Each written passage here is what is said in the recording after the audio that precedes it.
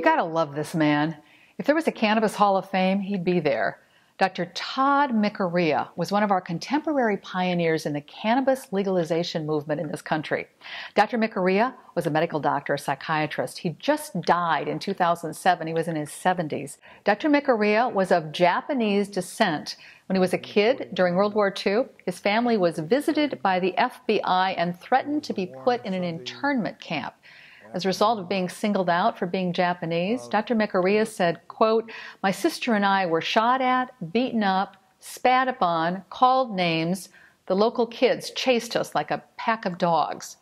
He brought that around to marijuana and said, quote, "I realized that people could be brainwashed and trained to hate.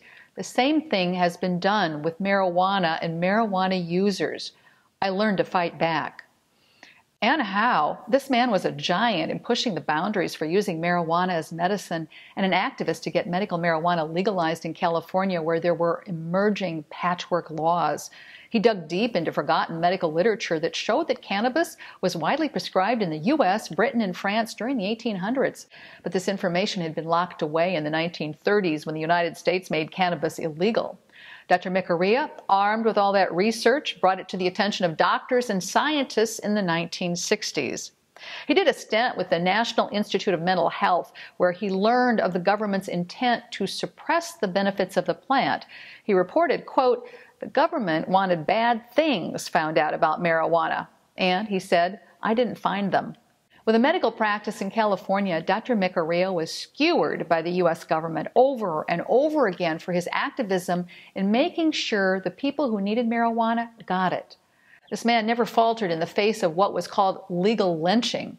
He was busted by an undercover narcotics officer, sentenced to medical malpractice probation, fined tens of thousands of dollars. At every turn, they threw up roadblocks to make him stop his activism. He wouldn't. Dr. Mikuriya opposed the idea of restricting the use of cannabis to a short list of permitted conditions. He wanted anybody who needed it to get it. He held scholarly references on all aspects of cannabis, underscoring its usefulness as a medicine and its lack of toxicity. The California Medical Board couldn't find a single person harmed in any way by Dr. Mikuriya's practice. He continued in private psychiatric practice that was limited to cannabis clinical consultation. Before he died in 2007, he's reported to have approved marijuana for medical purposes in over 9,000 patients for wide-ranging physical and emotional pain. A pioneer? A contemporary pioneer, brave and compassionate, driven by a higher service. And I mean that.